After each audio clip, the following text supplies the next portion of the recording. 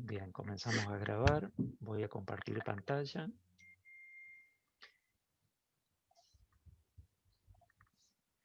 Y vamos a hoy hablar específicamente de electrocardiograma normal, primero para que hagamos un recordatorio de muchas cosas que ya han dado en años anteriores y empezar a hablar sobre los diagnósticos patológicos de las entidades tal vez más frecuentes en electrocardiografía. Recordemos, chicos, a grandes rasgos, lo que es el sistema cardionector en nuestro corazón. Como ustedes saben, lo normal es que a nivel de la desembocadura de la vena cava superior, en su unión con el techo de la aurícula derecha, haya un grupo de células muy cercanas entre sí que conforman el nódulo sinusal. El nódulo sinusal va a ser el motor que genere la actividad eléctrica para todo nuestro corazón, para que todo el miocardio pueda estar contrayéndose en forma rítmica. Desde el nódulo sinusal parten una serie de cablecitos, una serie de células que tienen propiedades electrofisiológicas facilitadas para la conducción de la electricidad. Uno de esos cablecitos va a atravesar el septo interauricular y le va a llevar energía eléctrica a la aurícula izquierda. Los otros dos, uno se va a difundir a través del septo interauricular y el otro a través de la pared lateral de la aurícula derecha. Todo al mismo tiempo van a despolarizar la aurícula derecha y la aurícula izquierda. Ambas despolarizaciones van a conformar una sola onda en el trazado electrocardiográfico, que es la onda P. Entonces, la onda P representa la despolarización, es decir, la actividad eléctrica de ambas aurículas. Luego, toda esa actividad eléctrica va a atravesar las uniones valvulares, la mitral y la tricuspidia, a través de una región que es la del nódulo auriculoventricular. En esa región también hay toda una serie de células que van a facilitar el paso de la actividad eléctrica, pero también son células que ante una situación de emergencia tienen cierta capacidad de automatismo por si en algún momento el nódulo sinusal nuestro se apaga, se queda sin función. A nivel del nódulo auriculoventricular también hay células que pueden llegar a tomar el comando de la actividad eléctrica del corazón. Es decir, que desde que se originó la actividad eléctrica a nivel del nódulo sinusal hasta que llega al tejido ventricular, tenemos la onda P y el segmento PR. A continuación, cuando ya la actividad eléctrica está en el tejido miocárdico ventricular, se va a distribuir a través de básicamente dos ramas. La primera, la rama derecha, que va a llevarle actividad eléctrica a todo el ventrículo derecho, y luego la rama izquierda, que inicialmente es más gruesa, que se va a subdividir otra vez en dos haces, un haz antero superior y un haz postero inferior. De esa manera, la actividad eléctrica que se originó en el nódulo sinusal va a llegar a la totalidad del miocardio ventricular. La actividad eléctrica ventricular se va a dividir la despolarización en el complejo QRS. Y desde el punto J, que sería el final del complejo QRS y el inicio del segmento ST, va a comenzar la repolarización, es decir, la reorganización otra vez de esa actividad eléctrica para disminuir, ir bajando, haciendo desaparecer el periodo refractario del tejido para esperar una nueva despolarización que va a estar conformada entonces por el segmento ST y por la onda T. De tal manera que nuestro trazado electrocardiográfico, el papelito que nosotros vamos a analizar, es la representación gráfica de la actividad eléctrica del corazón. Así que mucha información nos puede dar ese trazado electrocardiográfico sobre de qué manera se está produciendo esta actividad eléctrica en nuestro tejido miocárdico. A nivel del papel, a nivel del trazado, ustedes van a ver ondas, segmentos e intervalos. Llamamos ondas a toda deflexión por arriba o por debajo de la línea isoeléctrica. Todo lo que salga, si esto es una línea isoeléctrica, todo lo que vaya para arriba o para abajo es una onda. Llamamos segmentos a las regiones de línea isoeléctricas que están entre dos ondas. Por ejemplo, entre la onda P y el complejo QRS está el segmento PR. Entre el complejo QRS y la onda T está el segmento ST. Y llamamos intervalos a la combinación de al menos una onda y un segmento. Por ejemplo, el intervalo PR está conformado por la onda P y por el segmento PR. El intervalo QT está conformado por el complejo QRS, por el segmento ST y por la onda T. Vamos a ir viendo ahora parte por parte la importancia de cada una de estas definiciones. También recordemos los valores que tienen cada uno de los cuadraditos que conforman el trazado electrocardiográfico. Cada cuadradito chiquitito, de los más chiquititos, tiene en sentido horizontal una duración de 0,04 segundos, o lo que es igual 40 milisegundos. Esto en sentido horizontal es la duración de cada cuadradito chiquitito. Ahora, en sentido vertical, hablamos del voltaje, hablamos de cuántos milivoltios. Cada uno de estos cuadraditos en sentido vertical tiene 0,1 milivoltio. De tal manera que juntando 5 cuadraditos en sentido horizontal y 5 cuadraditos en sentido vertical, yo voy a tener abajo 0,2 segundos o 200 milisegundos y en sentido vertical 0,5 milivoltios. Acá hay una tablita donde yo les pongo para recordar cuáles son a grandes rasgos los valores normales de cada una de las ondas y segmentos. Después lo vamos a repasar. Bien, cada vez que ustedes se enfrenten inicialmente a un trazado electrocardiográfico por primera vez, siempre es importante que ustedes primero analicen las características técnicas, cómo fue hecho ese electrocardiograma. No vayan inmediatamente a analizar ondas, segmentos e intervalos. Primero analicen a ver si, por ejemplo, estuvieron bien colocadas las pinzas. Las pinzas en el plano frontal, como ustedes recordarán, tiene una mnemotecnia para ser colocado en piernas y en brazos. De tal manera que si no colocamos en el orden en el que corresponde cada color en la pierna o en el brazo que corresponde, podemos acá en el plano frontal, que sería D1, 2, 3, R, L y F, podríamos tener inversión de las ondas.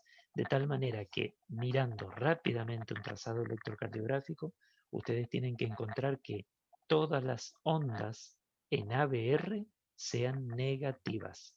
La onda P tiene que ser negativa, la polaridad del QRS en su gran mayoría tiene que ser negativo y la onda T tiene que ser negativa. De cada 1000 pacientes puede haber uno que estén bien colocadas las pinzas, sea todo normal y no esté todo negativo en ABR.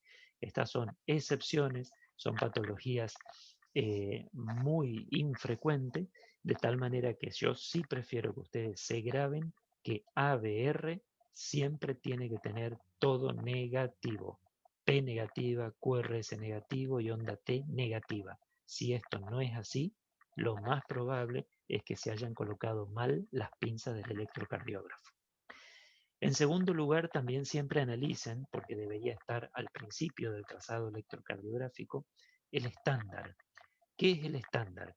El estándar es cómo fue programada la maquinita del electrocardiógrafo para registrar con qué voltaje y a qué velocidad. Lo considerado estándar, lo considerado normal, es que el estándar dure de duración de ancho, esta onda, este trazado forma el estándar. El ancho del estándar tiene que ser un cuadradito grande, es decir, 0,20 segundos o igualmente 200 milisegundos. Y en sentido vertical tiene que ser 10 milímetros o lo que es igual 1 milivoltio. Tienen que ser dos cuadraditos verticales. Si esto es así, un cuadradito de ancho y 2 cuadraditos de alto, estamos hablando del estándar del trazado electrocardiográfico. Y por último, para que saquen buenas conclusiones de un trazado electrocardiográfico, analicen siempre que haya una buena línea isoeléctrica para que nosotros podamos después el día de mañana ver a qué altura está, por ejemplo, el segmento ST.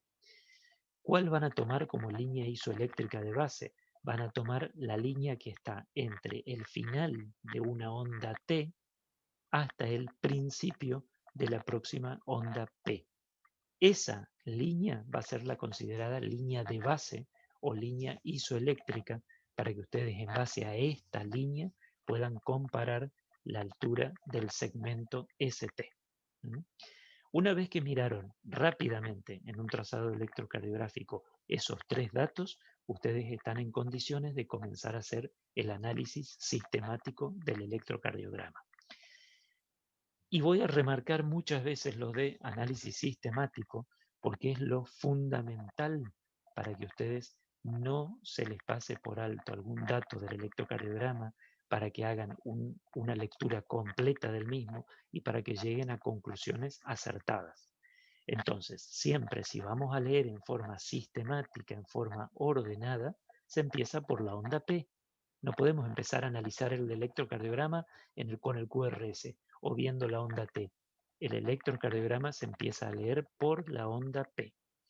Recuerden, como dijimos recién, que el nódulo sinusal, desde el techo de la aurícula derecha, va a generar una actividad eléctrica que va a ir, por un lado, hacia la aurícula izquierda, atravesando el septo interauricular, por otro lado, otro frente de onda que va a bajar por la cara lateral de la aurícula derecha, pero en forma total, la resultante de estas fuerzas eléctricas se va a dirigir siempre hacia abajo, hacia la izquierda y hacia adelante. Entonces, toda la actividad eléctrica que se va a iniciar en el nódulo sinusal se va a dirigir, en definitiva, hacia abajo, hacia la izquierda y hacia adelante. Esa fuerza resultante, porque en definitiva va a ir un poco de electricidad hacia la izquierda, otro poco a la derecha, porque tienen que activar al mismo tiempo las dos aurículas. Si la forma en la que circula, que corre o que se distribuye la actividad eléctrica es homogénea, vamos a tener una onda P chiquitita, pequeña, sin melladuras, bien redondeada, mientras que si en la distribución de esa actividad eléctrica hay ciertas zonas del tejido auricular que puede llegar a tener escaras, puede llegar a haber fibrosis, la distribución va a ser heterogénea y va a haber distintos tiempos en la despolarización de la aurícula derecha versus la despolarización de la aurícula izquierda, y eso va a generar cambios en la morfología de la onda P, en la duración de la onda P o en el voltaje de la onda P. Esas son las 3 características que tenemos que analizar de cada onda. En este caso, en primer lugar, analicemos las 3 características de la onda P. Primero, cuando apenas ven el electro y ven que hay onda P, ¿vieron? Hoy recién decíamos, sí, nos acordamos de cuándo hablar de un electro en ritmo sinusal, claro, cuando hay onda P. Pero ¿y si yo les digo que todas las ondas P no son sinusales? Tendríamos que tener otros parámetros para analizar esa onda P para saber si realmente esa onda P se origina en el nódulo sinusal. Porque yo para concluir en mi trazado electrocardiográfico ritmo sinusal, yo sé que la onda P se originó en el nódulo sinusal, porque la onda P también se puede generar a nivel auricular bajo, se puede originar en la aurícula izquierda, entonces no es un ritmo sinusal. Entonces, número 1, para que hablemos de ritmo sinusal, primero tiene que haber onda P adelante de cada QRS siempre. Segundo, esa onda P, para ser sinusal, tiene que ser, como dice acá el cuadrito, positiva en D1, positiva en D2 y positiva en ABF. Esas positividades, a mí me están confirmando el eje en el que se despolariza, es decir, la dirección en la que se despolariza la onda P. Si la dirección en la que se despolariza es de arriba hacia abajo, de derecha hacia izquierda y hacia adelante, van a ser positivas en 1, en 2 y en F. La onda P tiene que ser negativa en ABR para que también confirmemos que se trata de una onda P sinusal. Y en B1, en el plano precordial, puede llegar a ser isodifásica, puede tener un componente positivo y un componente negativo. Si cumplimos estas características, yo estoy autorizado a decir que la onda P esa es sinusal. Segundo, ¿cuánto es la duración y el voltaje normal de una onda P? Para que la onda P primero sea normal, tiene que durar sí o sí, menos de 3 cuadraditos pequeños, es decir, menos de 120. Yo voy a tratar de ser grosero en los conceptos, sobre todo pensando en que está Romina escuchando y que me puede corregir 500 cosas de todo lo que voy diciendo, pero trato de ser grosero para que les quede una idea fija. Menos de 3 cuadraditos es normal la onda P.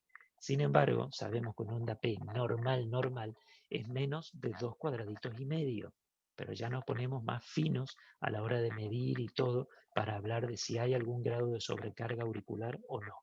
A grosso modo, la onda P tiene que durar menos de 3 cuadraditos, es decir, menos de 120 milisegundos para que no estemos hablando de sobrecarga. Y en cuanto a voltaje, tiene que durar menos de 2,5 milivoltios, es decir, menos de 2 cuadraditos y medio de altura. Si supera los 2 cuadraditos y medio de altura, también estamos hablando de sobrecarga. Ahora, ¿cómo yo diferencio si hay sobrecarga de aurícula derecha o sobrecarga de aurícula izquierda? Fíjense este gráfico que yo hice. La línea azul sería una onda P normal. Por lo tanto, tiene que ser una onda P redondeada, pequeña, homogénea. No tiene que haber melladuras, no tiene que haber separación entre ambas ondas P. La despolarización de la aurícula izquierda va a generar una onda P y la despolarización de la aurícula derecha va a generar otra onda P. Si ambas despolarizaciones se hicieron al mismo tiempo en forma sincrónica, se va a conformar una sola onda, que es la onda P que vamos a ver en el trazado electrocardiográfico. Por el contrario, si está sobrecargada, ya sea por mayor presión o por mayor volumen, la despolarización de la aurícula derecha, la onda P va a crecer en voltaje. Va a ser una onda P alta, picuda, va a crecer en voltaje, es sobrecarga de aurícula derecha.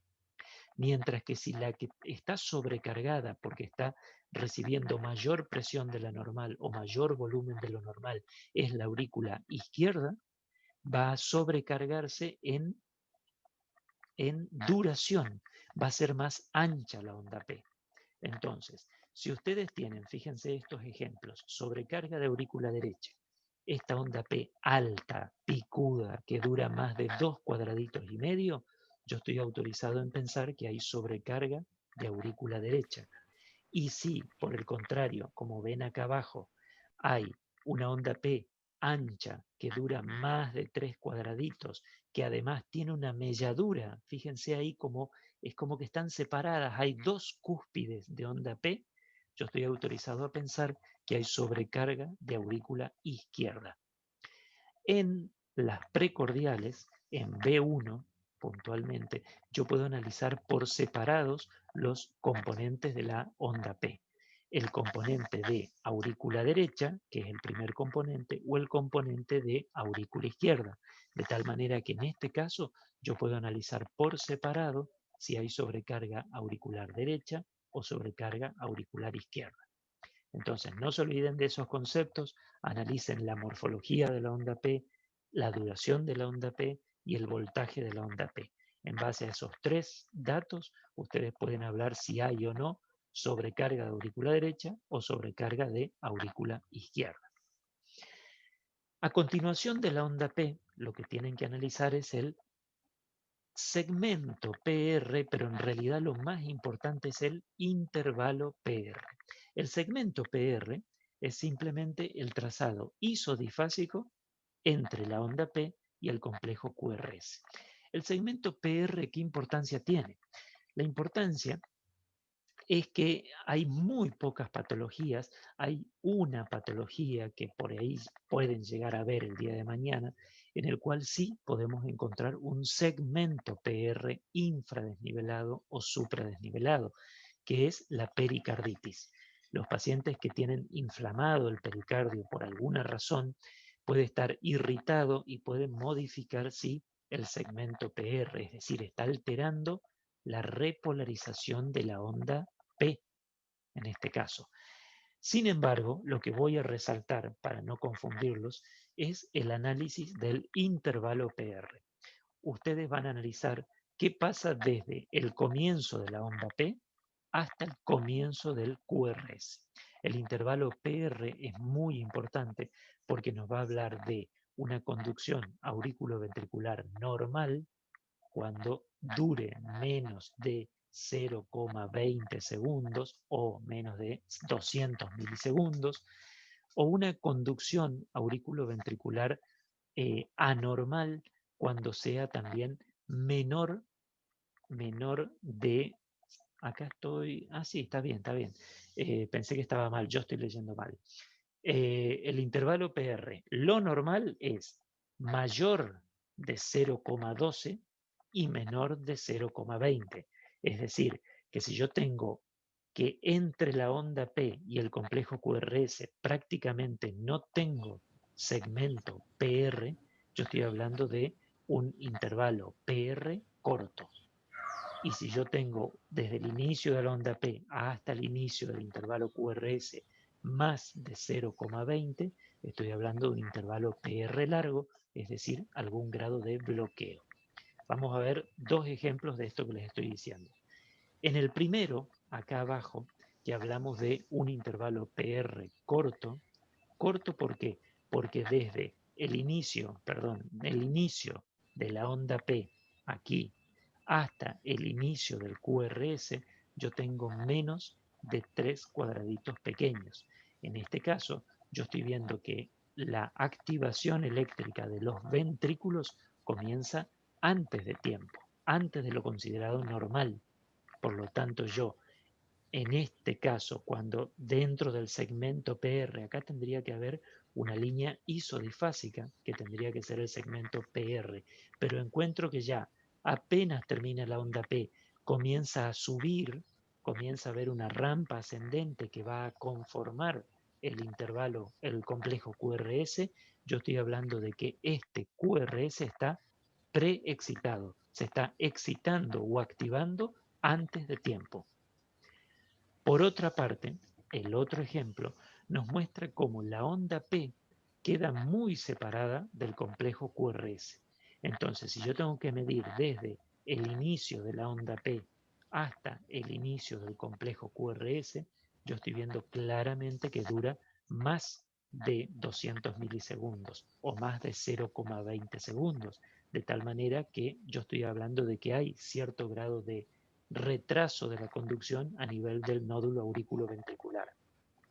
Ese retraso de conducción lo llamamos bloqueo AB de primer grado, siempre y cuando todas las ondas P sean continuadas por un complejo QRS, o lo que vamos a ver ahora, que son los distintos grados de bloqueos auriculoventriculares.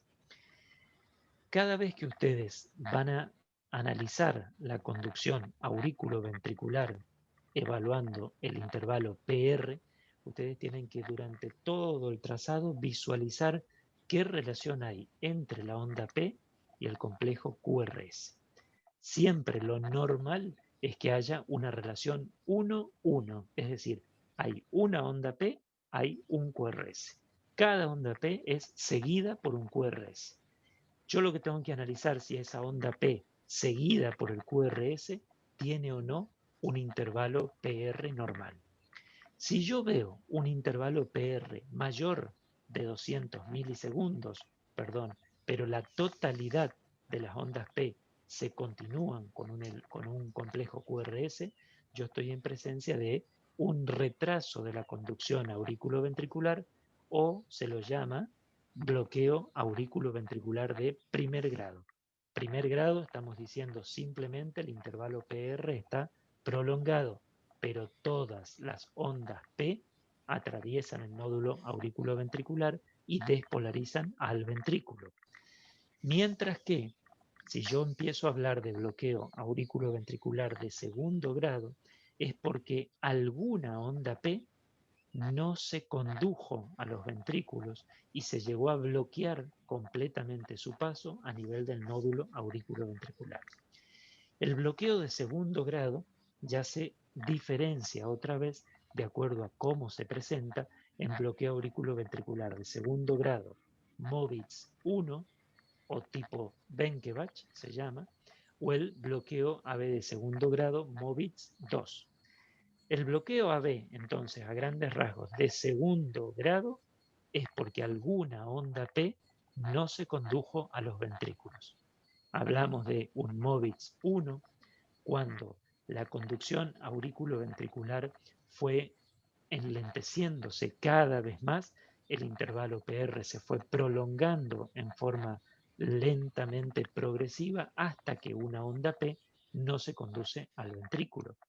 Mientras que el bloqueo AB de segundo grado Movitz 2, todos los intervalos PR son iguales hasta que en forma súbita una onda P no atraviesa el nódulo auriculoventricular y no se genera una despolarización ventricular.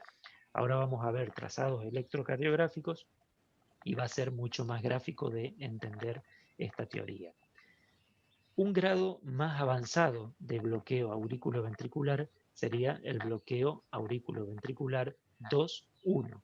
Y como literalmente lo dice el nombre, 2-1 significa hay dos ondas P por cada QRS. Es decir, de esas dos ondas P, una sola logra atravesar el nódulo auriculoventricular y llevar actividad eléctrica a los ventrículos.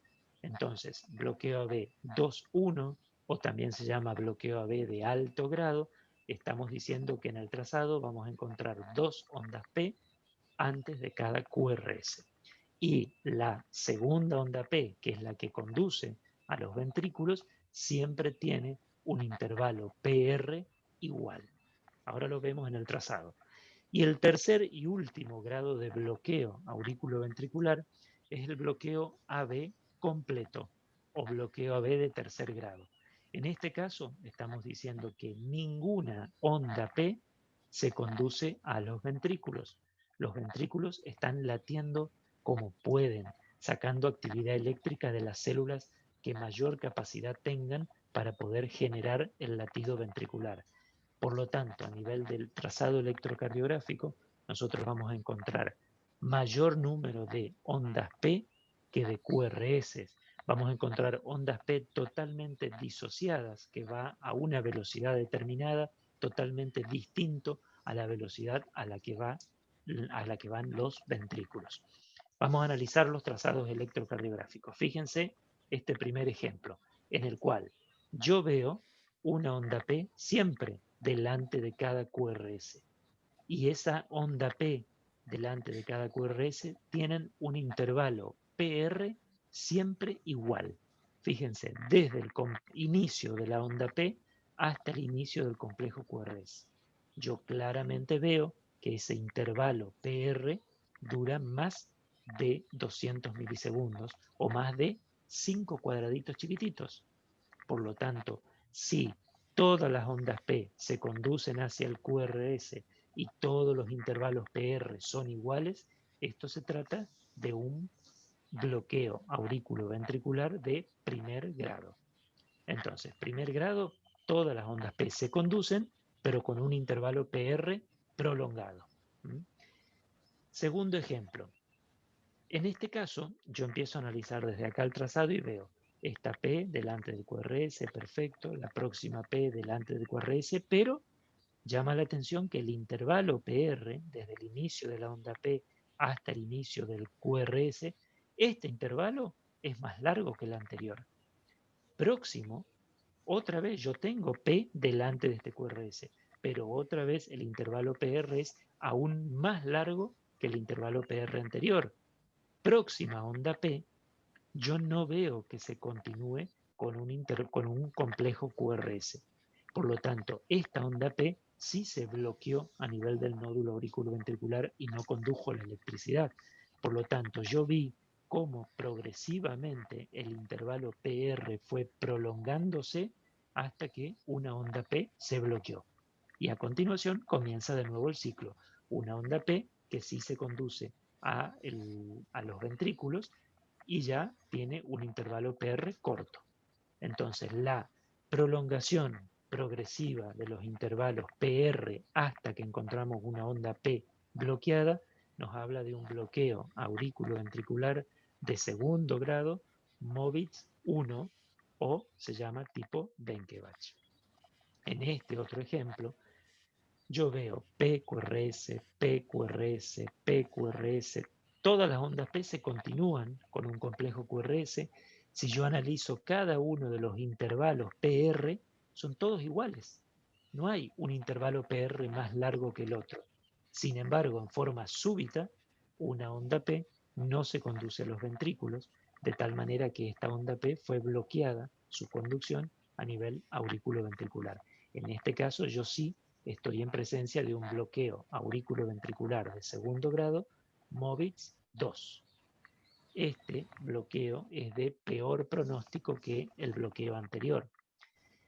Y en este otro trazado, como ustedes pueden ver, y a mí siempre me llama la atención, no voy a ser exagerado tampoco con los comentarios, me llama la atención cómo, después de todas estas explicaciones que venimos haciendo sobre el bloqueo auriculoventricular, no sean capaces de visualizar que que hay dos ondas P delante de un QRS, dos ondas P delante de un QRS. Entonces no es complejo decir de que esto es un bloqueo AB21. Entiendo que puede ser confuso, que dirán, ¿será onda P esto que yo estoy viendo acá? Por ejemplo, ¿esto será onda P? ¿No será onda T? Si analizan con detalle, van a ver que la onda T, la repolarización, está ubicada acá. Entonces, esto no puede ser otra cosa que no ser ya una onda P que no se conduce a los ventrículos, mientras que esta segunda onda P sí se conduce a los ventrículos. Un detalle muy importante para diagnosticar bloqueo AB21 es que la segunda onda P que se conduce a los ventrículos siempre tiene que tener un intervalo PR igual, porque también podemos estar ante la presencia de un bloqueo AB completo, pero que esté a una frecuencia totalmente fija y de tal manera que yo pueda ver dos ondas P por cada QRS, pero que en realidad estén disociadas. Yo voy a confirmar esa disociación porque los intervalos PR de la onda P que supuestamente se conduce no son iguales. Para hacer un bloqueo 2-1, el intervalo PR de la segunda onda P tiene que ser siempre igual. Entonces tenemos dos ondas P por cada QRS, estamos en presencia de un bloqueo auriculoventricular 2-1 o de alto grado. Y finalmente, si ustedes analizan este trazado electrocardiográfico, no van a encontrar una relación que se repita entre la onda P y el complejo QRS. En algunos casos hay un intervalo PR acá, el primero, cortito, chiquitito, como si fuera normal. Después viene una onda P que totalmente está súper alejada del complejo QRS. Después vemos una deformación de la repolarización ventricular. Esa deformación está dada por una onda P que queda metida dentro del segmento ST. Después otro intervalo PR totalmente distinto. Entonces, en este caso hay una disociación de la actividad eléctrica auricular respecto de la actividad eléctrica ventricular. En este caso, estamos en presencia de un bloqueo auriculoventricular completo o de tercer grado. Y fíjense este trazado de abajo, que es lo que les acabo de explicar respecto al bloqueo AB21. Yo acá veo dos ondas P por cada QRS, pero el intervalo PR de la segunda onda P no es igual. Este es más cortito y este es más largo. Entonces, en este caso, la actividad auricular está disociada de la actividad ventricular. Esto no es un bloqueo 2-1. Esto es un bloqueo aurículo-ventricular completo. ¿Por qué? Porque el intervalo PR de la segunda onda P es totalmente distinto de un latido a otro. Muy bien. Atravesamos el nódulo auriculoventricular. Ya analizamos la onda P, analizamos el intervalo PR. Vamos a pasarnos a los ventrículos. Cuando la actividad eléctrica pasa a los ventrículos, hay muchos frentes de despolarización. A esos frentes de despolarización nosotros los llamamos vectores, es decir, direcciones en las que la actividad eléctrica va a ir a activar los distintos segmentos que conforman los ventrículos. Son muchos los vectores de la actividad eléctrica ventricular. No los voy a agobiar con esto, no tiene sentido. Pero en definitiva, todos estos vectores, todas estas direcciones en que la actividad eléctrica va a ir a generar la contracción ventricular, terminan generando una fuerza, una dirección final de esta energía eléctrica que es la resultante. Otra vez, esta resultante, esta dirección final de la actividad eléctrica se va a dirigir en el mismo sentido en el que se dirigía la despolarización auricular, desde arriba hacia abajo, desde la derecha hacia la izquierda y en este caso desde adelante hacia atrás. Es lo único que cambia respecto de la despolarización auricular. De tal manera, como lo ven ahí en el gráfico, que si la fuerza final de despolarización del ventrículo va en este sentido, cuando yo hable del eje del QRS, estoy diciendo en qué dirección viene la mayor cantidad de energía eléctrica de los ventrículos. Fíjense que lo normal sería que esté alrededor de los 60 grados en el plano frontal. Entre 0 y 90 es el eje considerado normal de la despolarización ventricular. El complejo QRS, según desde dónde lo miremos, según en qué derivación, va a estar conformado de una morfología totalmente diferente en cada derivación. Hablamos de complejo QRS porque a grandes rasgos en muchas de esas derivaciones tienen las tres ondas.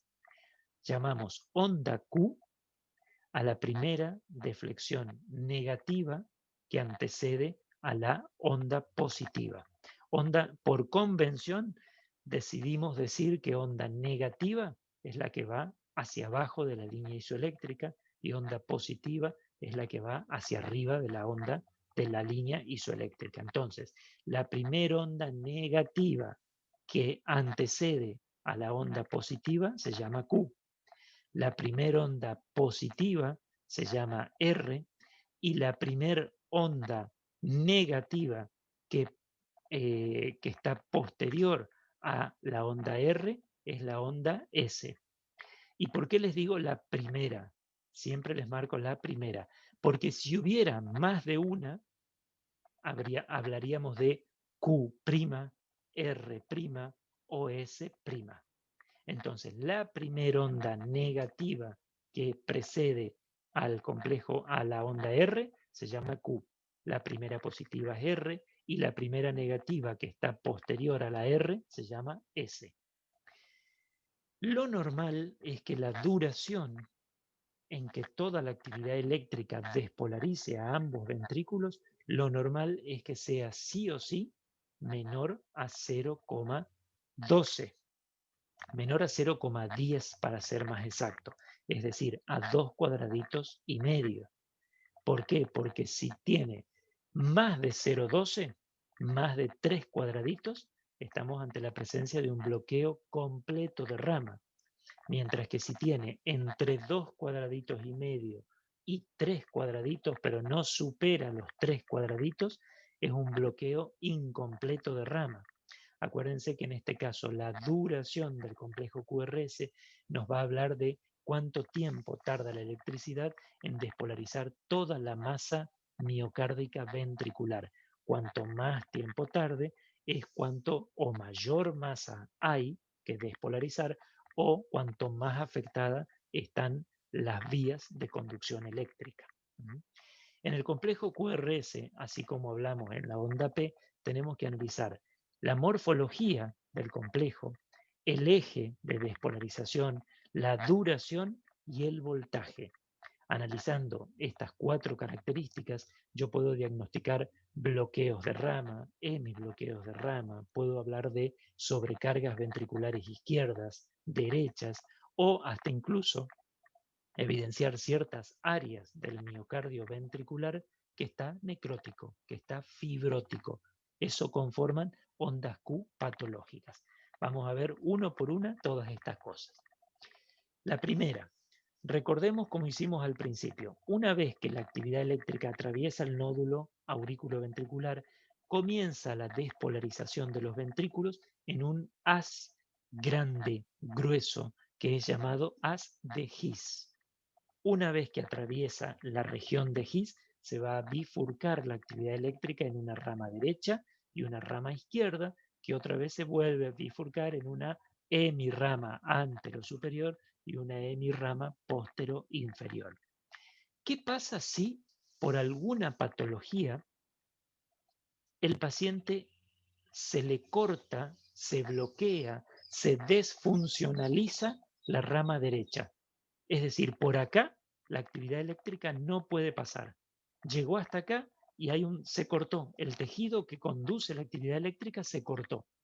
La actividad eléctrica en su totalidad se va a ver obligada a bajar por la rama izquierda, activar todo el miocardio ventricular izquierdo en primer lugar, y a continuación, una vez que ya se activó todo el miocardio ventricular izquierda, a través de las mismas células miocárdicas se va a ir despolarizando el ventrículo derecho por contigüidad, ya no a través de haces específicos, sino a través de las mismas células miocárdicas. Por lo tanto, como lo está haciendo a través de células miocárdicas que no tienen la facilidad para conducir la actividad eléctrica, lo hace en forma más lenta, lo hace en forma más retrasada. Ese retraso final de la despolarización es lo que va a modificar la morfología del complejo QRS. Fíjense cómo se ve un bloqueo completo de rama derecha en la derivación precordial B1. Como ustedes pueden ver, la primera parte del complejo QRS es absolutamente normal. Los primeros 0,04 o hasta 0,06 segundos es absolutamente normal porque es la despolarización del ventrículo izquierdo. Mientras que la última parte del complejo QRS, fíjense lo ancho de esta onda, porque está retrasada la despolarización del ventrículo derecho, necesita más tiempo, por eso tarda mucho y son todas las fuerzas finales que van a activar el ventrículo derecho. Entonces, en B1 vamos a ver esta morfología, una onda R pequeña, una onda S pequeña y una onda R' grande, ancha. Entonces, en B1 encontramos R, S, R'. Ese es el patrón clásico del bloqueo completo de rama derecha. También, si ustedes quieren grabar, es el patrón en orejas de conejo, una oreja más chiquita que la otra, si vamos al caso, pero se habla de patrón en orejas de conejo, R, S, R'. Si miramos B6, la precordial que mira desde la cara lateral izquierda al ventrículo, vamos a ver lo mismo. En la primera parte, una despolarización rápida, angosta, pero una segunda parte que conforma el complejo QRS ancha, aberrante, lenta. Una onda S lenta, ancha, que conforma las fuerzas finales de despolarización del ventrículo derecho. Entonces, esta morfología, grábensela visualmente, porque cuando ustedes vean esto en B1 y en B6, ustedes primero miden el ancho del QRS y si ese ancho tiene más de 3 cuadraditos, ustedes están autorizados a hablar de un bloqueo completo de rama derecha. Miremos el electrocardiograma de 12 derivaciones.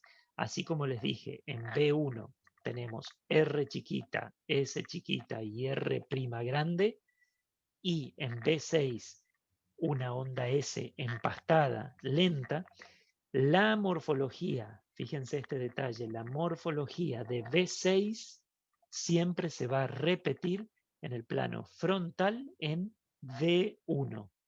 Siempre B6 y D1 tienen una morfología muy similar, si no son prácticamente iguales. Entonces yo cuando empieza el trazado electrocardiográfico y ya en D1 veo una onda S ancha, empastada, yo ya estoy pensando en que este QRS que dura más de 12, más de 0,12 segundos, con esta onda S empastada, esto es un bloqueo completo de rama derecha. Vamos a ver el bloqueo de rama izquierda. ¿Qué diferencia tiene? Es justamente todo lo opuesto. Ahora vamos a hacer de cuenta que la actividad eléctrica llega hasta acá y acá la rama izquierda está completamente cortada, bloqueada, no transmite la actividad eléctrica. En ese caso, toda la actividad eléctrica se ve obligada a bajar por la rama derecha y cuando terminó de activarse todo el miocardio ventricular derecho, recién pasa a través de las células miocárdicas otra vez a despolarizar el ventrículo izquierdo. En este caso, fíjense, todo lo opuesto pasa en B1. En el bloqueo de rama derecha veíamos que claramente en B1 predominaba una polaridad positiva, predominaban las ondas positivas, una onda R' grande, muy positiva, mientras que en el bloqueo de rama izquierda lo que va a predominar francamente es la polaridad negativa. Vamos a ver directamente un QS, porque es todo negativo, no hay onda R, o podemos llegar a ver una onda R muy chiquitita, pero con un franco predominio negativo. Partimos hablando siempre de un QRS de 3 cuadraditos o más de ancho. Cuando tenemos 3 cuadraditos o más de ancho, pasamos a analizar la morfología. En este caso vamos a hablar de bloqueo de rama izquierda cuando en B1 sea todo negativo o una onda R muy chiquitita y predomine la polaridad negativa. ¿Cómo lo vamos a ver en B6 o en D1? Que como dijimos, son siempre morfologías muy similares. En este caso, para hablar de un bloqueo completo de rama izquierda, yo tengo que encontrar absolutamente todo positivo. No tiene que haber ondas negativas, ni Q ni S. Tiene que ser una onda R pura positiva. No tiene que haber fuerzas que generen actividad eléctrica negativa. Entonces, en D1 o B6, polaridad positiva pura. Fíjense el trazado electrocardiográfico de 12 derivaciones. En D1 y en B6 hay solo ondas positivas. Y en B1, la primera precordial, tenemos una onda R muy pequeña, minúscula, y francamente predominio de la polaridad negativa. Entonces, yo calculo 3 cuadraditos completos o más de ancho, ya tengo que inmediatamente pensar que tiene un bloqueo de rama. ¿Qué bloqueo de rama es? Depende de la morfología en B1 y en B6. ¿Sí? Vamos a hacer un repaso comparativo de ambas morfologías. Fíjense cómo se ve el bloqueo de rama derecha en B1 versus cómo se ve el bloqueo de rama izquierda en B1.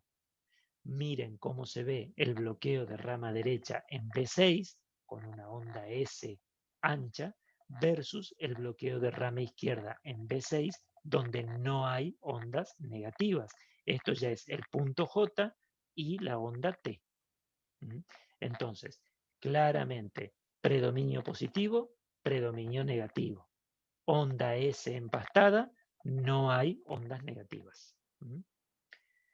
Muy bien, a nivel del QRS, además de poder saber si la duración es mayor a 3 cuadraditos y qué morfología tiene, si es de bloqueo de rama derecha o de rama izquierda, yo en el complejo QRS puedo analizar también el voltaje, la morfología y la duración para saber si hay o no algún signo de sobrecarga ventricular.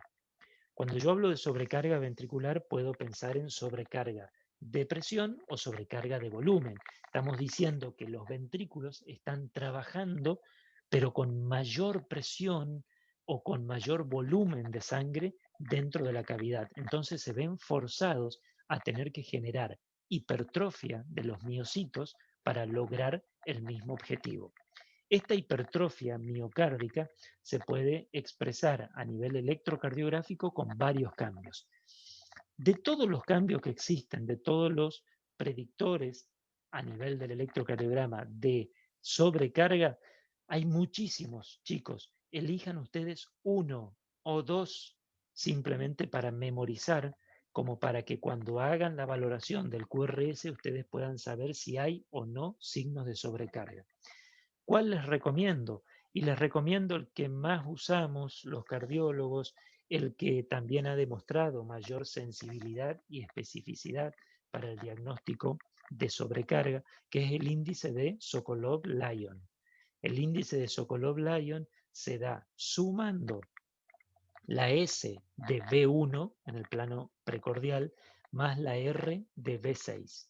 Si la S de B1 más la R de B6 supera los 35 cuadraditos pequeños, los 35 milivoltios, 0,35 milivoltios, estamos hablando de un paciente que tiene signos de sobrecarga ventricular izquierda en este caso. Antes de continuar con esto, ustedes pueden llegar a ver en un trazado electrocardiográfico QRS muy altos, muy grandotes, hacen el índice de Sokolov-Lyon, tiene claramente más de 35. No digan inmediatamente sobrecarga solo por ese patrón, sin conocer qué paciente es, qué edad tiene, cómo es el tórax de ese paciente, si es flaquito o no, si es alto o no, porque hay muchas variantes normales que pueden llegar a dar un índice de Sokolov-Lyon positivo, darles más de 35, pero no ser patológico.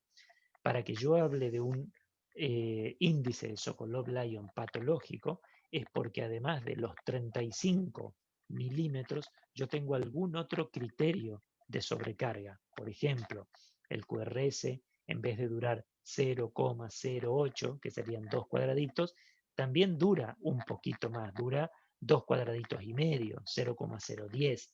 Entonces, ese es otro parámetro para hablar de que también hay otro criterio de sobrecarga ventricular izquierda. También puedo evaluar la morfología en las distintas derivaciones para saber si además del Sokolov-Lyon yo también tengo, por ejemplo, la repolarización alterada. Si yo tengo un complejo QRS muy alto que cumple los criterios de Sokolov-Lyon y a continuación tenemos ondas T negativas, la repolarización está alterada porque hay una despolarización alterada. La despolarización está realizándose con mayor carga o de volumen o de presión, lo que genera un QRS patológico. Por lo tanto, si hay una despolarización patológica, tenemos una repolarización patológica. Ese también es otro criterio a favor de que nuestro índice de Sokolov-Lyon realmente es patológico. Miren cómo hay muchos otros signos de sobrecarga, como el de Lewis, el de Cornell, una desviación del eje eléctrico también nos puede hablar de sobrecarga ventricular izquierdo, pero no quiero agobiarlos con esto. Yo quiero que sí les quede claro de sobrecarga de ventrículo izquierdo, que tienen que saber la contextura física del paciente en quien hicieron el electrocardiograma, tienen que evaluar el voltaje de S de B1 más R de B6, analizar la repolarización y analizar la duración del complejo QRS. Si ustedes tienen un índice de Sokolov-Lyon de más de 35, el paciente no es alto y flaco, el paciente además tiene un QRS de 0,10 o el paciente además tiene una repolarización alterada, ustedes están están autorizados a hablar de sobrecarga ventricular izquierda. Vamos al próximo. ¿Cómo sospechar sobrecarga ventricular derecha? En este caso, también hay múltiples criterios que nos pueden hablar de sobrecarga ventricular derecha. Sin embargo, traten de grabar uno solo. Y dentro de todos los que pueden grabar, el primero, el más rápido y el más fácil es siempre y cuando se haya colocado correctamente el chupete de V1 a nivel precordial. Ustedes acuérdense que V1 tiene que estar en el cuarto espacio intercostal, en la línea paraesternal derecha. Con eso hay que ser obsesivos, porque si no está mal puesto, vamos a hacer diagnósticos equivocados. Entonces, el chupete de B1, cuarto espacio intercostal, línea paraesternal derecha. Y lo cuentan ustedes a los espacios intercostales para poner el chupete.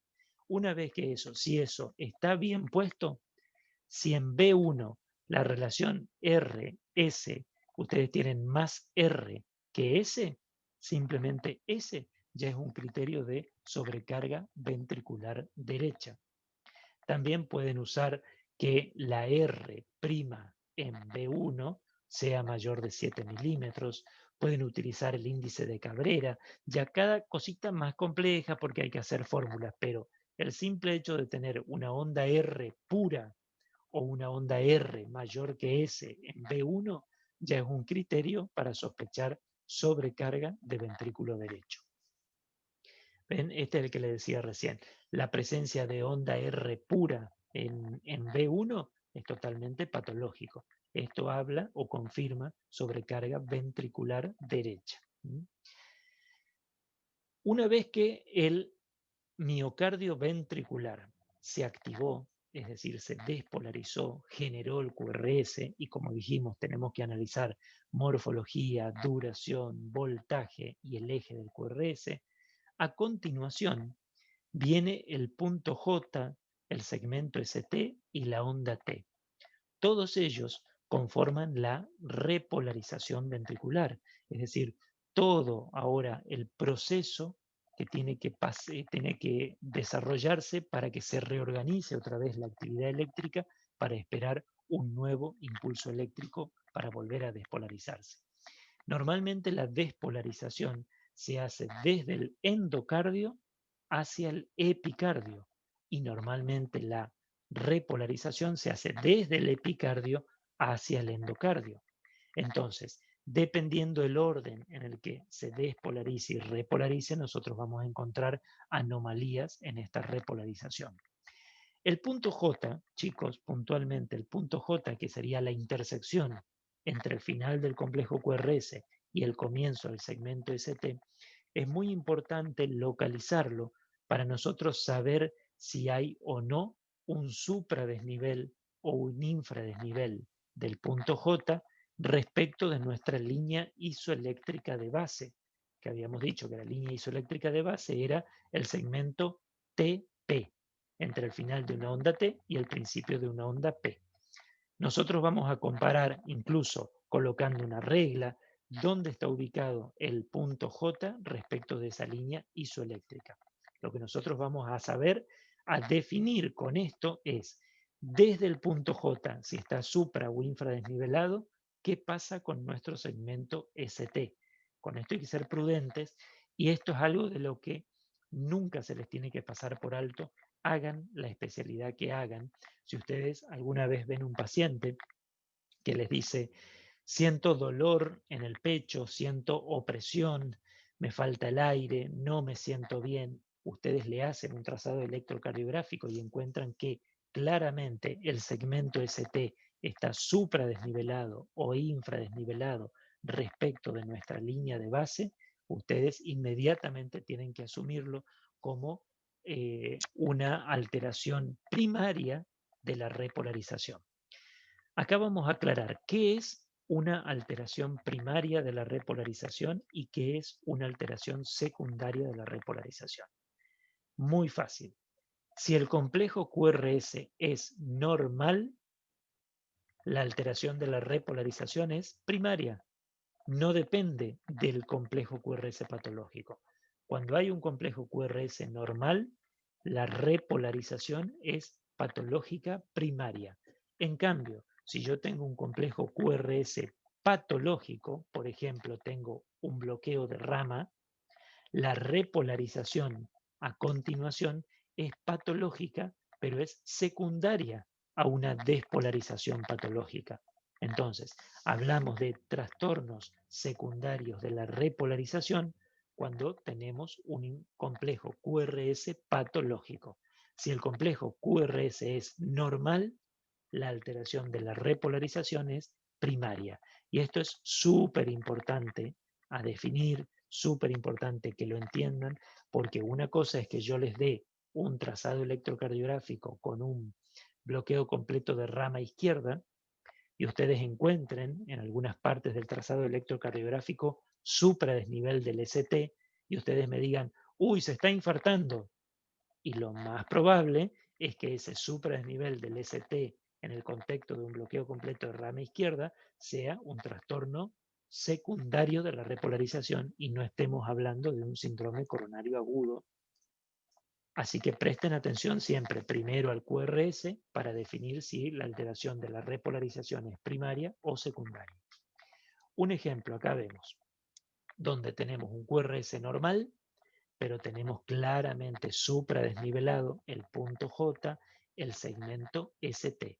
En este caso, respecto de la línea de base, hay un supradesnivel que nos está marcando un trastorno primario de la repolarización.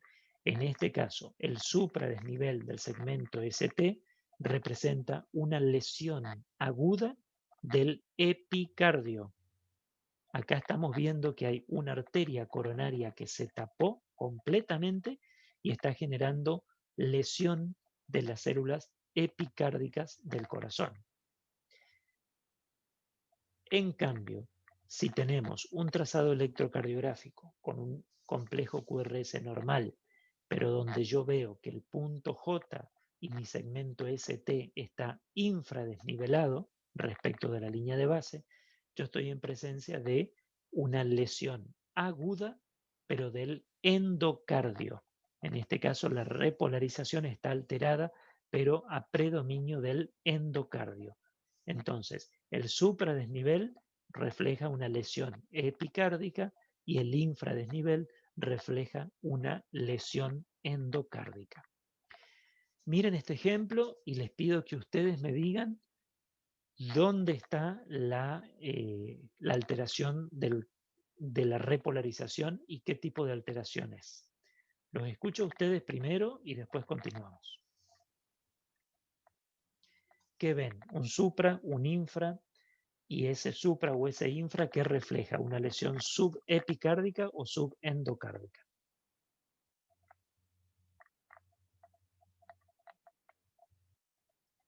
El que se anima y habla ya tiene un punto a favor en el examen parcial.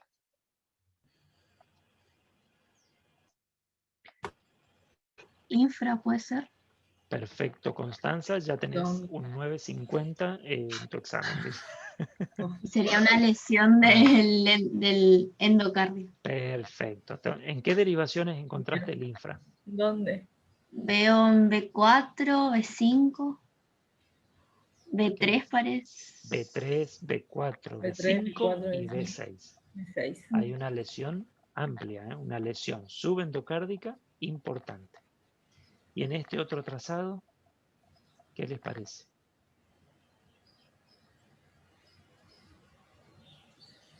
Supra. ¿Sí? ¿Qué ves? Supra en B1, no, B2, B3, B4. Perfecto. B5. Claramente en B2, B3, B4, B5 hay un supradesnivel del ST. Entonces, en este caso... ABL también puede ser. En ABL también, sí, Sí, totalmente. también.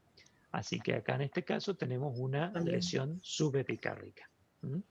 Entonces, estas son imágenes que yo quiero que no se les pase por alto nunca, cada vez que ustedes analizan cualquier electrocardiograma, porque analizando esto, ustedes pueden salvar vidas. están evitando grandes complicaciones en sus pacientes. Entonces, estas anomalías de la repolarización son sumamente importantes que no se les pase por alto. Continuando con el análisis de la repolarización, vamos a ver qué es una onda T normal. La onda T, que es una parte muy importante de la repolarización, siempre tiene que ser una onda que sea redondeada, no tiene que tener picos, no tiene que tener puntas, siempre tiene que ser una onda redondeada. Lo normal es que tenga una rampa de ascenso que es un poco más lenta que la rampa de descenso. Como pueden ver acá, la rampa de ascenso es más lenta que la de descenso, es más rápida. ¿Ven? Entonces, por lo tanto, esto hace que la onda T sea asimétrica normalmente. Habitualmente es positiva en prácticamente todas las derivaciones. Suele ser normalmente negativa, puede ser en B1 en la mayoría de las mujeres, puede ser negativa en B3 o isodifásica en algunos casos, pero la onda en ABR, por supuesto, en ABR siempre es negativa, pero en la gran mayoría de los casos lo normal es que la onda T sea positiva, asimétrica, redondeada. Les marco lo de redondeada porque siempre que ustedes vean eh, alguna espícula, alguna melladura en la onda T, sepan de que siempre es anormal, que tienen que buscarle una explicación a esa onda T que no es redondeada. Es importante ver que la polaridad, anoten esto, que la polaridad de la onda T coincida con la polaridad del complejo QRS. Si el complejo QRS tiene una polaridad de predominio positivo, normalmente la onda T debería tener una polaridad de predominio positivo. En el caso de que haya un QRS con franco predominio positivo y una onda T francamente negativa, estamos hablando de una repolarización patológica. Si la onda T es picuda y simétrica, estamos diciendo que una onda T no tiene una rampa de ascenso más lenta que la de descenso. Tanto la de ascenso como la de descenso son rápidas. Esto hace que la onda T sea alta, termine en pico. Estamos hablando de una onda T anormal, una onda T simétrica que está reflejando ciertas alteraciones de la repolarización. También es anormal cuando, como les dije recién, tiene una polaridad opuesta a la polaridad del complejo QRS. Si todo el complejo QRS tiene una mayor polaridad positiva y la onda T es negativa, hay algo que está pasando y que no corresponde. Este ejemplo nos muestra cómo hay ondas T picudas, altas, flacas, simétricas estas son las derivaciones del plano precordial. En B2, en B3, en B4, en B5, estas ondas T altas, picudas y simétricas reflejan una isquemia subendocárdica en este caso. Y las ondas T negativas, simétricas también, que tienen una polaridad opuesta a la polaridad de nuestro QRS, están reflejando una isquemia subepicárdica. Entonces, ondas T altas, picudas, positivas, isquemia subendocárdica. Ondas T negativas, simétricas, son isquemia subepicárdica. Fíjense este primer ejemplo y díganme ustedes qué les parece, en qué derivaciones ven las ondas T anormales.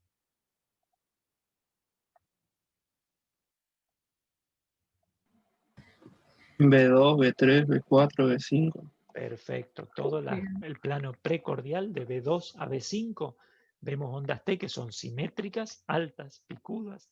Entonces estamos ante la presencia de isquemia que subendocárdica o subepicárdica.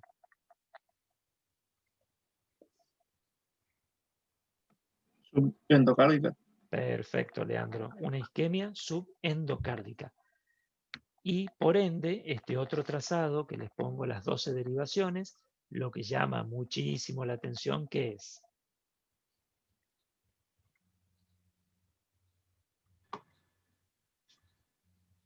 B2, B3, B4, B5. Perfecto, las ondas T negativas. Negativas y también son simétricas.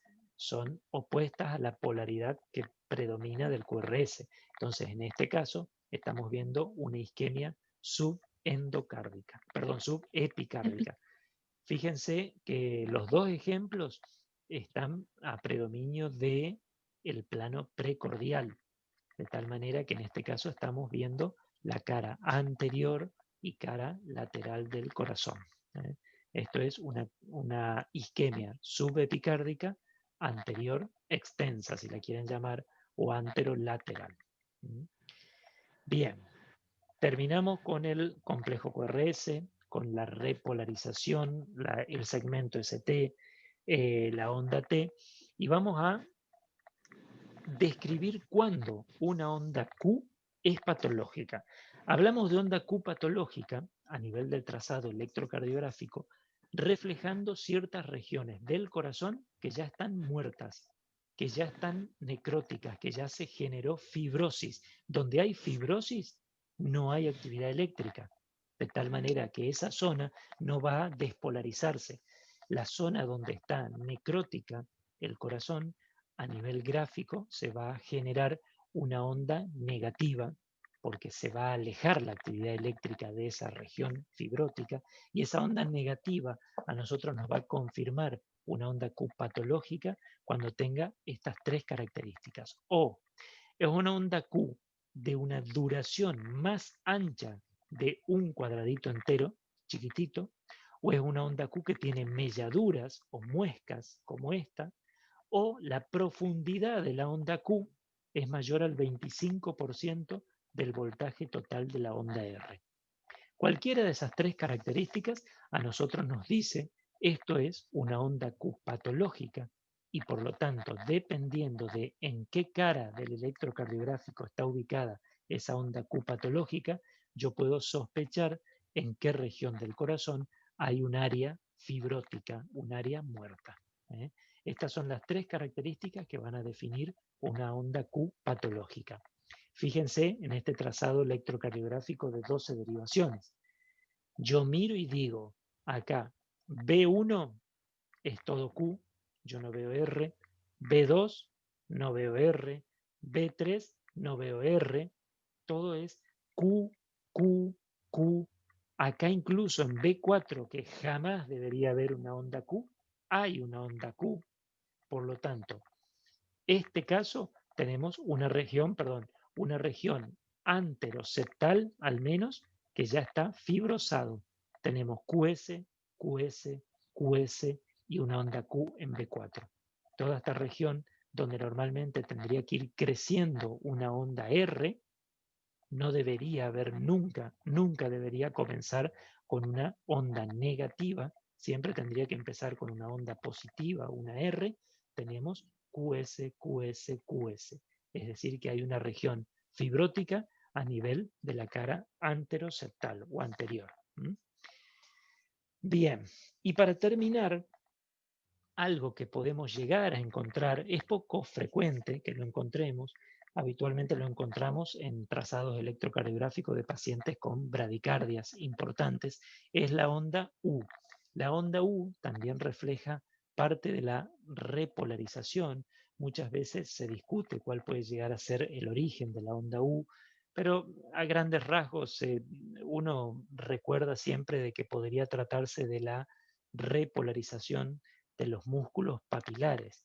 Ustedes recordarán que los músculos papilares son unas montañitas que están dentro de los ventrículos, que son los encargados de amarrar a las cuerdas que van a tirar o relajar para que las válvulas se puedan abrir y cerrar, las válvulas, las 4 válvulas cardíacas. Entonces, esos músculos papilares, esas montañitas musculares, pueden llegar a tener una repolarización un poquito más tardía y generar una onda U. Es raro de verlo, pero se lo puede llegar a ver y se los marco para que no se confundan la onda U con la onda P. ¿Cuándo hablamos de onda U? La onda U normalmente tiene que tener sí o sí la misma polaridad que la onda T que la precede. siempre tiene que ser menos del 25% del voltaje de la onda T, habitualmente es mucho menos. No, ya les digo, no es frecuente de ver, es habitualmente en pacientes que están muy bradicárdicos o en pacientes que tienen hipertrofia miocárdica, principalmente a nivel de los segmentos que conforman los músculos papilares, sino por el contrario es muy raro de verlo. Habitualmente el voltaje de la onda U no supera 1 milímetro, un cuadradito pequeño o un poquito más. El resto, si yo encuentro, por ejemplo, una onda U opuesta en polaridad a la onda T, atención con esto, hagan de cuenta que ustedes encuentran una onda T positiva, pero a continuación lo sigue una onda U negativa. Estamos hablando de una alteración de la repolarización a nivel de los músculos papilares, de tal manera que podríamos estar sufriendo isquemia muy localizada a nivel de los músculos papilares. Bien, no se grabe en exceso de información, quiero cosas básicas. Y lo último, con esto terminamos el análisis electrocardiográfico, es la medición, que esto siempre es muy importante, chicos, del intervalo QT. El intervalo QT está conformado desde el comienzo del complejo QRS hasta el final de la onda T. ¿Cómo vamos a determinar cuál es el final de la onda T? Cuando en realidad siempre cuesta mucho porque termina en forma redondeada, muy progresiva. Entonces, ¿dónde digo yo? Acá está el final de la onda T. Para hacer eso, yo debo trazar una línea que sigue la línea isoeléctrica y debo trazar otra línea desde la cúspide de la onda T siguiendo la rampa descendente hasta donde se cruza con la línea isoeléctrica de base. Este entrecruzamiento es el que yo voy a determinar, bueno, listo, acá terminó la onda T. Entonces, para medir el intervalo QT, voy desde el principio del complejo QRS hasta este punto que lo he determinado para considerar el final de la onda T. El intervalo QT está reflejando tanto la despolarización como la repolarización de todo el miocardio ventricular. Entonces, si el intervalo QT se enlentece, se prolonga, yo tengo que pensar que hay algo que está entorpeciendo la diseminación de la actividad eléctrica a nivel del músculo ventricular. Eso puede ser desde isquemia, pueden ser ciertas drogas, puede ser que haya fibrosis, puede ser que haya una alteración genética, pero hay algo que está retrasando o la despolarización o la repolarización. Y esto genera que a mayor prolongación del intervalo QT, mucho mayor riesgo de que en algún momento se desorganice por completa la actividad eléctrica del corazón a nivel ventricular y se puedan generar arritmias de alto riesgo de muerte súbita. Entonces, si yo tengo un intervalo QT muy prolongado, ese paciente es de alto riesgo a que se genere fibrilación ventricular y por ende muerte súbita. La duración del intervalo QT depende de muchas circunstancias. Depende de la frecuencia cardíaca, depende de la edad del paciente, depende del sexo del paciente. Entonces, hay muchas tablitas que ustedes van a poder disponer en la bibliografía en la que quieran, donde más o menos le van a marcar lo que se considera un intervalo QT normal. De última, yo quisiera que ustedes graben a grandes rasgos cuál es el intervalo QT normal para el varón adulto y para la mujer adulta. Un solo QT graben, nada más, porque hay 8 millones de QT considerados normales según la edad, frecuencia cardíaca, etc. Entonces, ustedes digan, en el varón adulto tiene que ser menor a 450 y en la mujer adulta menor a 470. Que en realidad, otro dato más, si quieren grabar un solo número, graben 460 en la mitad. Entonces, sí o sí, todo el mundo abajo de 460, hablamos de un QT normal. Si ya supera los 460, estamos ante un QT patológico. En el caso de que uno quiera hacerlo en forma más precisa, están distintas fórmulas, hay distintas fórmulas, la más usada es la fórmula de Bassett para calcular el intervalo QT corregido, que eso sería lo más preciso. El intervalo QT corregido se hace en base a la frecuencia cardíaca del paciente. No quiero meterme en esto para no confundir más, quiero que analicen cosas más básicas. Con solo medir el intervalo QT y que ustedes tengan menos de 460, yo ya me quedo tranquilo que ustedes dicen es un QT medido normal. Bien, terminamos con esto para que los organice un poquito. Cómo leer y cómo informar un trazado electrocardiográfico. Número 1. Ustedes hicieron el trazado electrocardiográfico, conectaron las pinzas en los 4 miembros, pusieron los chupetes donde corresponde. Sean meticulosos con eso, chicos, porque es clave para el diagnóstico electrocardiográfico. Sale el papel de la máquina e inmediatamente se le pone el nombre a ese papel para no confundir, para no extraviar y para no mezclar con otro paciente. Se pone nombre y si la máquina no le pone en forma automática la fecha en forma correcta, nombre y fecha. A continuación, analizan las características técnicas, cómo está el estándar, que tengan una línea isoeléctrica adecuada para poder comparar con el resto del trazado, que todo en ABR sea negativo, entonces, y que en D1 acá, sea predominio positiva la polaridad del QRS. Entonces, ABR negativo y D1 positivo nos estaría confirmando que en la grandiosa mayoría de los casos colocamos bien las pinzas del plano frontal. Entonces, salió el papelito, analicen rápidamente las características técnicas antes de hacer una lectura sistemática. A continuación, este es el orden en el que deberíamos ir leyendo el trazado electrocardiográfico para que no se nos escape nada. Determinamos el ritmo, calculamos la frecuencia, ahora lo vamos a hacer, vemos el eje eléctrico de la onda P y del QRS, vemos el intervalo PR, el complejo QRS, el segmento ST, la onda T.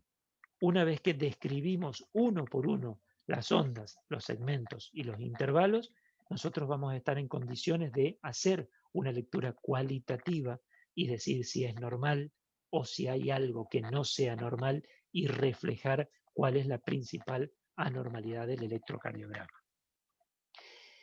Estos trazados los pongo, a ver, vamos a hacer una práctica rápida. Uno por vez, chicos. Me gustaría que tengo ejemplos para todos, que todos participen. Díganme, en primer lugar, el trazado de arriba, ¿qué ritmo tiene? ¿Es ritmo sinusal, sí o no? Nada más.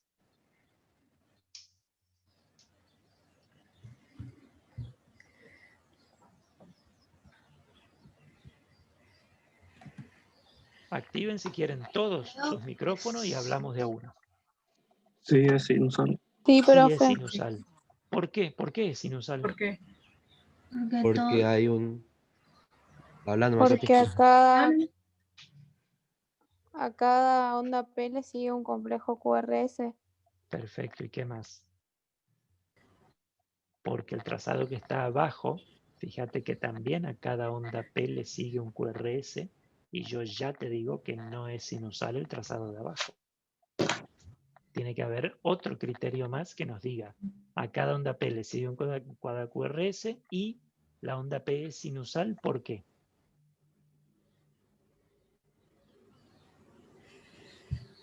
Porque es positiva. ¿En dónde? En D2. En D2, bien, ¿qué más? D1 Bien, Bien. y ABF. bien. Y es negativa en Es ABR. negativa. Eso es clave. ¿eh? Entonces, es ritmo sinusal porque hay una onda P adelante de cada QRS y porque es positiva en 1, 2 y es negativa en R. Con esos criterios yo sí puedo estar seguro de que esto es un ritmo sinusal. Porque fíjense en el trazado de abajo, en D2, donde debería ser positiva, yo tengo una onda P delante de cada QRS, pero la onda P en D2 es negativa. Entonces, esa actividad auricular no están haciendo en el nódulo sinusal. Entonces, este ritmo de acá abajo no es un ritmo sinusal. Es un ritmo auricular bajo, si yo quiero. Están haciendo más cerca del final del septo interauricular, están haciendo más cerca del nódulo auriculoventricular, y en vez de despolarizarse desde arriba hacia abajo, desde el nódulo sinusal hacia abajo, el nodo AB, se está despolarizando al revés, desde abajo hacia arriba la aurícula. Entonces, este segundo trazado es un ritmo no sinusal, probablemente sea un ritmo auricular bajo. Este otro trazado, díganme qué les parece y qué les llama la atención. No hay QRS. No hay, ¿qué, perdón? Un complejo QRS.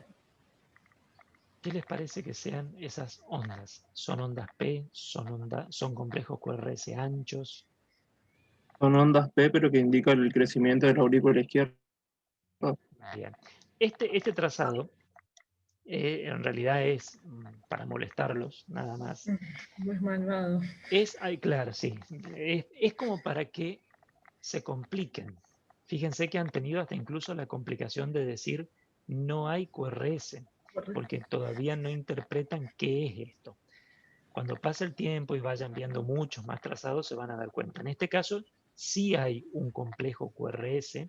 Cada montañita positiva es un complejo QRS. La negativa es la onda T, una repolarización patológica invertida.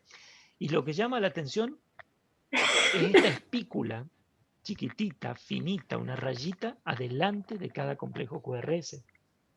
En este caso, esto es un ritmo de marcapasos. Hay un marcapasos, un aparatito que genera ese chispazo eléctrico y estimula los ventrículos. Entonces, esto es despolarización ventricular generada por una espícula, un marcapasos. Nada, olvídense de ese. En el de acá abajo, ¿qué les llama la atención? Ritmo sinusal, no sinusal, sí, ¿por qué? No, ¿por qué? ¿Qué les parece?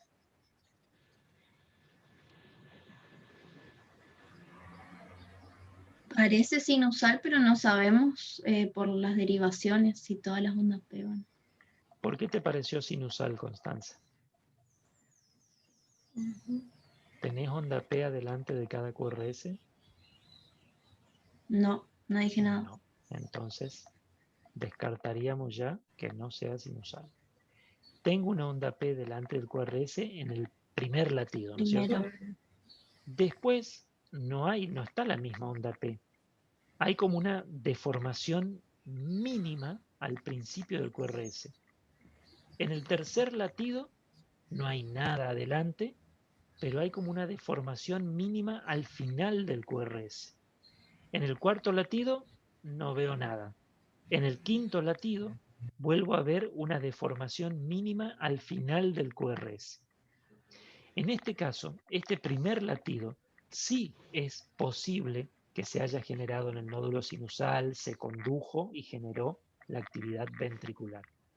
Pero después resulta que esta onda P, esa actividad sinusal, es demasiado lenta y al final los ventrículos o desde el nódulo aurículo ventricular para abajo están latiendo a la misma velocidad que el nódulo sinusal. Por lo tanto, acá no tenemos por definición un ritmo sinusal, porque no hay una onda P delante de cada QRS. Entonces, en este caso están latiendo las aurículas a una velocidad, los ventrículos desde el nodo AB están latiendo prácticamente a la misma velocidad que las aurículas, por lo tanto hay un ritmo del nodo AB o ritmo nodal que está prácticamente a la misma velocidad que el nódulo sinusal. Por lo tanto, por definición, no es un ritmo sinusal. No vamos a hacer más descripción. Acá la idea de estos trazados era para que ustedes digan, ritmo sinusal, sí o no, y por qué. Un trazado más. ¿Qué es esto?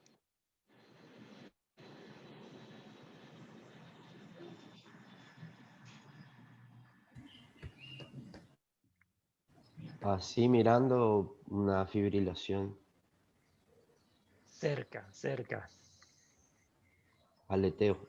Perfecto, perfecto, excelente. Esta imagen sí, saquen foto con sus ojos y guárdenla en una carpeta de archivo en el cerebro de ustedes. ¿Ustedes ven esa imagen con esas ondas en dientes de serrucho, eso es un aleteo auricular. Terminó el análisis, no hay mucho más que decir. Obviamente ritmo no sinusal, porque en este caso las aurículas están latiendo con un ritmo de aleteo auricular.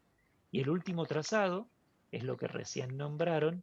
Fíjense que si yo tengo que mirar en forma detallada la línea de base, no encuentro nunca adelante del QRS una onda P que realmente esté bien conformada, que se repita delante de cada QRS. No hay una despolarización auricular organizada. Hay una línea de base temblorosa sin ningún ritmo evidente. En este caso está totalmente desorganizada la actividad eléctrica de las aurículas y a esto sí se lo llama fibrilación auricular. ¿Cómo vamos a calcular la frecuencia? Segundo paso de nuestro análisis electrocardiográfico. La frecuencia la podemos calcular de varias maneras.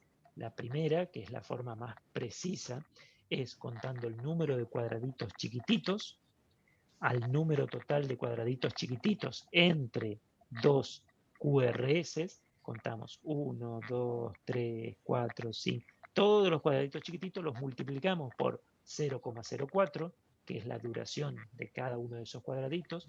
Y ahora sí, dividimos 60 dividido ese resultado previo. Esta es la forma como más precisa de calcular la frecuencia cardíaca. No es la que usamos ni es la que quiero que se graben. Segunda forma, que está aquí abajo, esta forma sí es muy aplicable en dos circunstancias. Uno, cuando el paciente está bradicárdico, es decir, menos de 50 latidos por minuto, o cuando tenemos un ritmo irregular. Hay irregularidades entre los complejos QRS. No están a la misma distancia un complejo QRS del otro. Cuando hay entonces ritmos irregulares, como en la fibrilación auricular, como en los bloqueos auriculoventriculares completos, o cuando hay bradicardias extremas, la forma de calcular la frecuencia cardíaca es contando 30 cuadrados grandes, 30 cuadrados grandes, y contar cuántos complejos QRS quedaron dentro de esos 30 cuadrados grandes. Si quedaron, en este caso, 5, los multiplico por 10 y serán 50 latidos por minuto. Si dentro de esos 30 cuadrados grandes quedaron 4, serán 40 latidos por minuto. La forma más práctica y la que habitualmente utilizamos todos para calcular la frecuencia cardíaca es la de ya el cálculo realizado de esa multiplicación y división que les dije anteriormente, de tal manera que ya tenemos incorporado de memoria cómo calcular la frecuencia diciendo, si voy a elegir un complejo QRS que trate de coincidir con el inicio de uno de los cuadrados grandes. Entonces yo desde este inicio del cuadrado grande hasta el próximo cuadrado grande, si el próximo QRS estuviera acá, donde yo les marco con la flechita, tendríamos 300 latidos por minuto. Si el próximo QRS en realidad estuviera acá, estaríamos a 150 latidos por minuto. Si el próximo QRS estuviera acá, estaríamos a 100 latidos por minuto, pero en este caso el próximo QRS está acá, por lo tanto estamos a 75 latidos por minuto. Estos son números que ya los tenemos grabados porque son 300, 150, 100, 75, 60, 50. Hasta ese número podemos calcular de esta manera la frecuencia cardíaca. Fíjense en el próximo. Si yo tengo que calcular qué frecuencia cardíaca, tengo en este trazado, en el segundo trazado, yo agarro este QRS y digo, bueno, de acá, si estuviera acá el próximo sería 300. El próximo está acá, entonces más o menos 150 latidos por minuto. ¿Qué pasa en el de acá abajo? Llegamos al límite considerado máximo para poder utilizar este mecanismo. 300, 150, 100, 75, 60, 50. Perfecto, este paciente está a 50 latidos por minuto. Si el QRS ya estuviera acá, un poco más atrás, ya no se debe calcular la frecuencia cardíaca con este sistema, porque sería demasiado impreciso. Ya deberíamos calcularlo con los 30 cuadraditos grandes y ver cuántos complejos QRS quedaron dentro de esos 30 cuadraditos grandes. Lo mismo que acá en este caso, en este trazado, acá ustedes pueden ver que se ve claramente una variabilidad de los complejos QRS. Si ustedes ven, entre este complejo QRS y este hay una cierta distancia, pero entre este y este hay una distancia muy diferente. Entonces yo acá no puedo aplicar esta técnica. Para aplicar esta técnica tiene que ser sumamente regular. Acá hay una irregularidad manifiesta. Entonces yo en este caso tengo que contar 30 cuadraditos grandes y multiplicar por 10. Bien, ahora díganme ustedes en el primer trazado qué frecuencia aproximada tiene.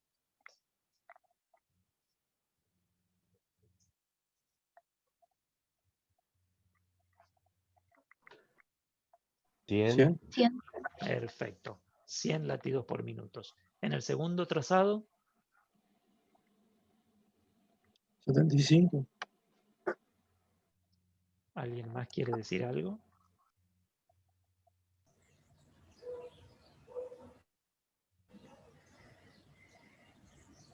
Bien, ¿nadie más quiere aportar antes de que yo les comente más cosas? 70.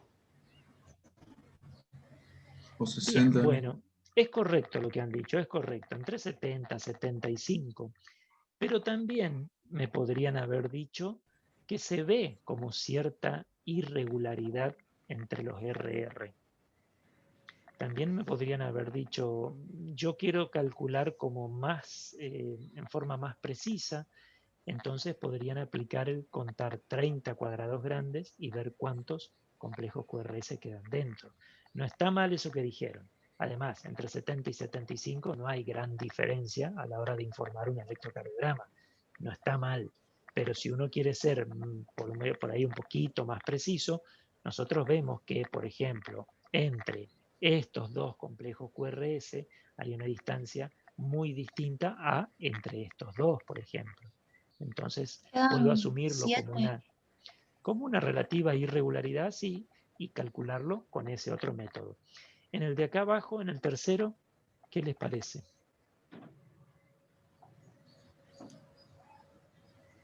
¿Qué método van a aplicar y más o menos a qué frecuencia está? De También contar aplicaríamos 30. el método de 30 cuadrados grandes y cuánto Exacto, QRS. exacto, porque si hacemos el 300, 150, 100, 75, 60, 50, todavía no aparece ningún QRS hasta esa altura. Entonces, en este caso, aplicando los 30 cuadrados grandes, entrarían más o menos 4 complejos QRS. Este paciente estaría alrededor de los 40 latidos por minuto. Entonces, para terminar, vamos a ir recordando lo que vimos. Van a analizar primero las características técnicas, luego van a determinar si están en presencia de un ritmo sinusal o no sinusal. Una vez que determinaron eso, calculan a grandes rasgos la frecuencia cardíaca y empieza el análisis onda por onda. Primero la onda P, donde van a tener que analizar la duración de la onda P, el voltaje de la onda P y su eje. Van a analizar el intervalo PR desde el inicio de la onda P hasta el inicio del QRS para ver su duración. Como ven en el primer ejemplo, en este que estamos señalando ahora, desde el inicio de la onda P al inicio del QRS tenemos un intervalo PR prolongado. En este caso estamos hablando de un bloqueo AB de primer grado, mientras que en este otro ejemplo tenemos desde el inicio de la onda P al inicio del QRS un intervalo PR corto. Acá vemos una rampa lenta que comienza a formar el QRS, estamos en presencia de una preexcitación ventricular. A continuación analizamos el complejo QRS. ¿Cómo sacamos el eje del QRS? Lo mismo que el eje de la onda P. La manera más fácil, rápida y práctica es buscando en el plano frontal es de 1, 2, 3, R, L y F, ¿dónde está el complejo QRS de mayor polaridad positiva? Ya está, terminó la búsqueda del eje del QRS. Donde encontremos el QRS de mayor polaridad positiva, es hacia donde se está dirigiendo la mayor cantidad de electricidad. Por ende, ese es el eje de despolarización del ventrículo en este caso. Lo mismo pasa para la onda P. Busquen dónde está la onda P de mayor polaridad positiva. Ese es el eje de la onda P. Entonces, en el QRS vamos a analizar el eje, buscando dónde está el QRS de mayor polaridad positiva. Vamos a analizar la duración del QRS y vamos a analizar la morfología del QRS.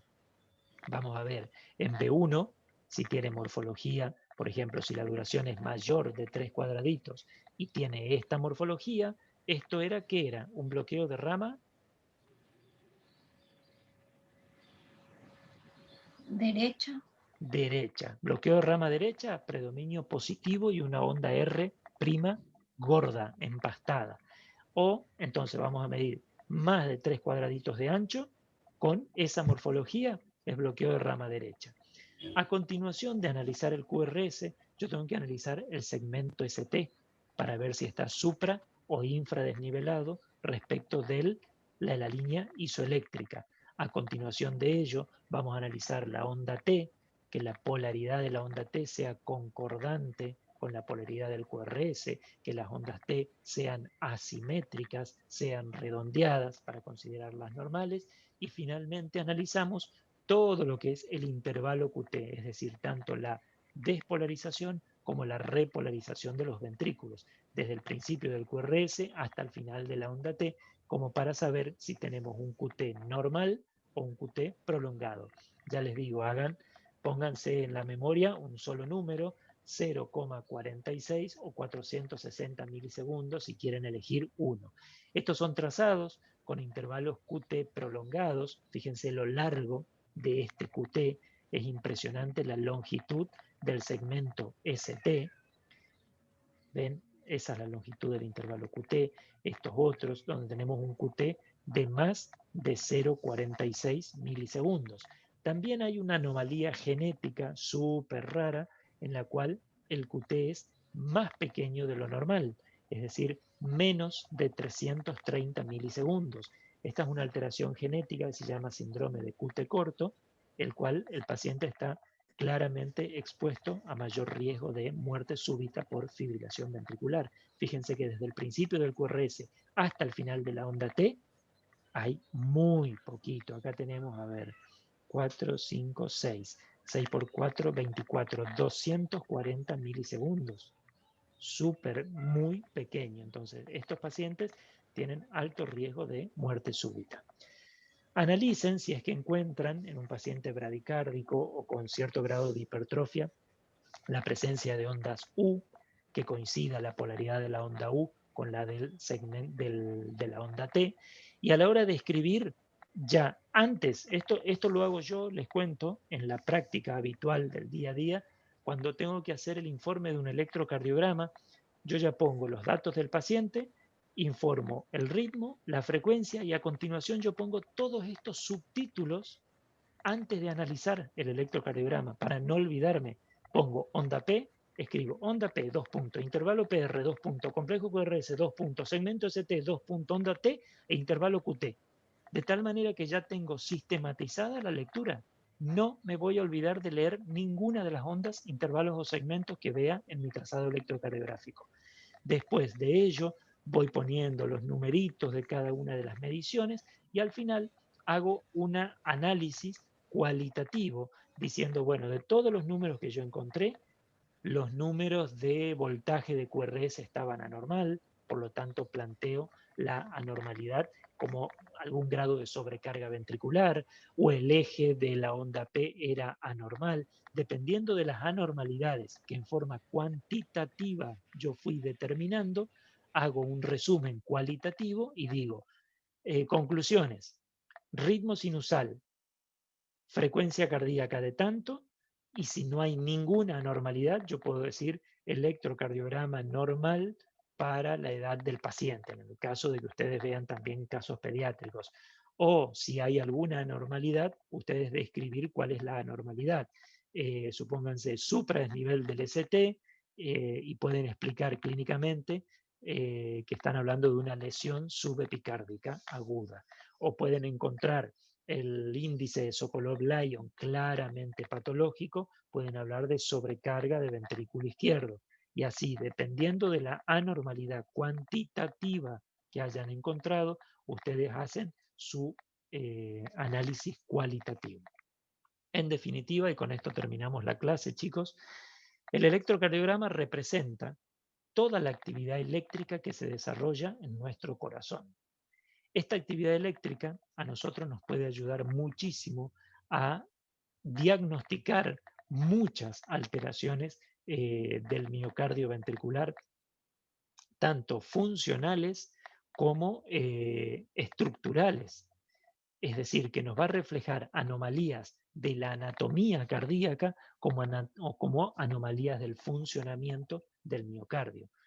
Nunca nos tenemos que olvidar de evaluar inicialmente las medidas técnicas, porque si yo tengo un trazado electrocardiográfico en el que no tengo una línea de base estable, me puedo equivocar en múltiples interpretaciones, pensando de que hay un supradesnivel del ST y en realidad no lo hay, pensando en que hay una determinada arritmia y no la hay. Entonces es importante que desde el punto de vista técnico sea adecuadamente realizado el trazado electrocardiográfico.